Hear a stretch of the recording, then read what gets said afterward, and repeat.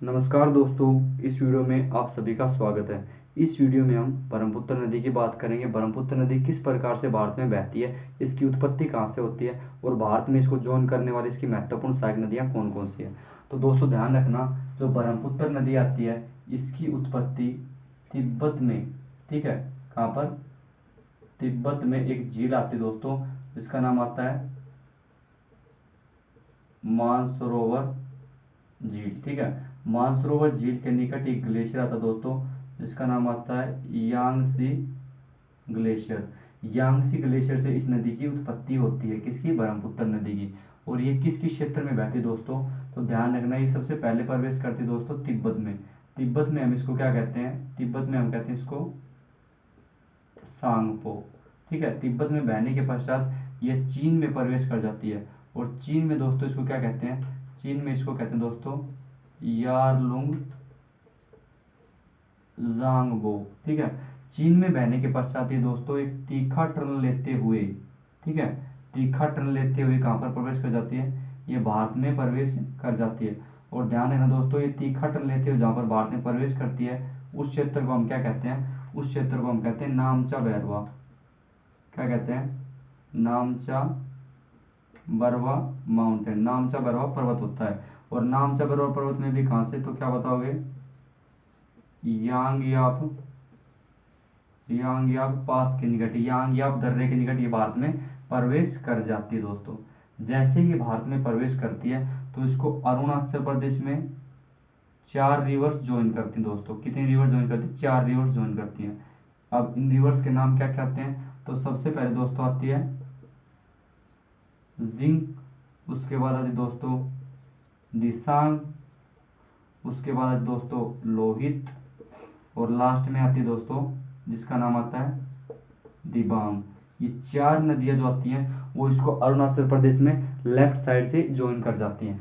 जैसे ये आगे की ओर बहती है तो ध्यान रखना, इस पर एक ब्रिज बनाया गया दोस्तों, इस पर एक ब्रिज बनाया गया है जो कि सदिया से लेकर डोला तक है। सदिया से लेकर डोला तक इस पर ब्रिज बनाया गया है। और इस ब्रिज को हम क्या कहते हैं दोस्तों, तो इस ब्रिज को हम कहते हैं भूपेन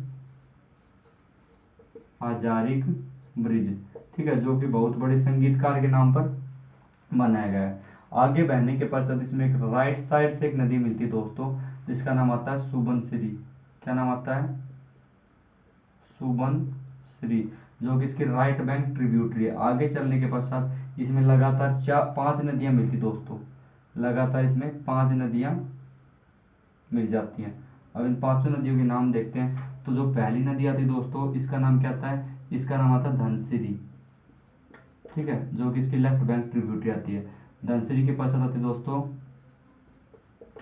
कोम्पिली। कोम्पिली के पश्चात आती है दोस्तों इसमें काम्पिली, और काम्पिली के पश्चात दोस्तों इसमें आती कौन सी, पूजा, और पूजा के पश्चात आती दोस्तों इसमें जिया रिवर। ठीक है, ये 5 रिवर इसकी लेफ्ट बैंक ट्रिब्यूटरी जाती हैं। आगे चलने के पश्चात इसमें एक नदी मिलती है दोस्तों, जिसका नाम आता है मानस रिवर। ठीक है, जो कि असम से ओरिजिनेट होती है। आगे चलने के पश्चात दोस्तों ध्यान रखना, ये दक्षिण की ओर होते हुए और किस में प्रवेश कर जाती है, बांग्लादेश में प्रवेश कर जाती है। जहां प्रवेश करने से पहले इसमें एक नदी मिलती है जो कि भारत के सिक्किम राज्य के एक झील आती है, चोलाहामू झील। कौन सी आती है, चोलाहामू झील।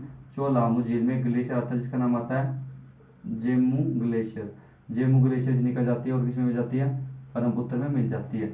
इस नदी का नाम आता है दोस्तों, ध्यान रखना, तिस्ता रिवर। ठीक है, आगे चलने के पश्चात हमने पहले बताया था आपको पहली वीडियो में कि गंगा नदी जो आती है, ठीक है, उसकी फरक्का के निकट 2 शाखाएं बढ़ जाती है। पहली का नाम आता है हुबली और दूसरी का नाम आता है भागीरथी, जिसके बारे में हमने आपको बताया था कि हम इसके बारे में अगली वीडियो में बताएंगे। तो भागीरथी जो नदी आती है, ठीक है, जो हमारी भागीरथी नदी आती है वो किस में मिल जाती है, वो मिल जाती है ब्रह्मपुत्र रिवर में। और जैसे ही ब्रह्मपुत्र रिवर में मिलती है तो इसका नाम क्या होता है, इसका नाम हो जाता है दोस्तों पद्मा।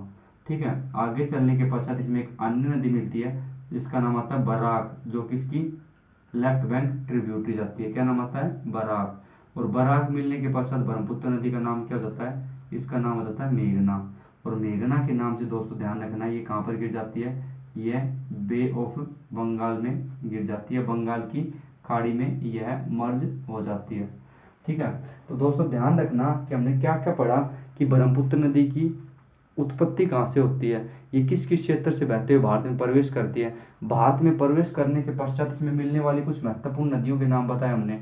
ठीक है, जो कि इसकी राइट साइड से मिलती हैं और लेफ्ट साइड से मिलती हैं। आगे चलने के पश्चात ये नदी किस प्रकार से ब्रह्मपुत्र नदी के नाम से समाप्त होने के पश्चात ये बांग्लादेश में प्रवेश करती है। बांग्लादेश में प्रवेश करने के पश्चात ध्यान रखना इसका सबसे पहला नाम होता है दोस्तों जमुना। ठीक है, और जैसे भागीरथी या गंगा नदी मिल जाती है तो इसका नाम हो जाता है दोस्तों पद्मा, और जैसे पद्मा मिल जाती है तो पद्मा के पश्चात ध्यान रखना इसका नाम हो जाता है दोस्तों बराक मिलने के पश्चात मेघना। तो इसके 3 नाम चेंज होते हैं कहाँ पर, अरब सागर में, सॉरी बंगाल की खाड़ी में गिरने से पहले पहले, जिनमें पहला नाम आता है जमुना, पद्मा और मेघना। ध्यान रखना दोस्तों कि कुछ अन्य चीजें हम इसके बारे में आपको बताएं तो ध्यान रखना इसकी जो टोटल लेंथ आती है, ठीक है, इस नदी की जो टोटल लेंथ आती है वो दोस्तों आती है 2900 किलोमीटर। ठीक है, और ध्यान रखना विश्व का जो सबसे बड़ा नदी द्वीप आता है जिसका नाम आता है दोस्तों मांजुली। ठीक है, मांजुली नदी द्वीप, ठीक है, रिवर आइलैंड, वो सबसे बड़ा इसी के द्वारा निर्मित किया जाता है, किसके द्वारा, ब्रह्मपुत्र नदी के द्वारा है। ठीक है, अगर वीडियो आपको पसंद आए दोस्तों तो चैनल को आप लाइक कीजिए, सब्सक्राइब कीजिए। ठीक है।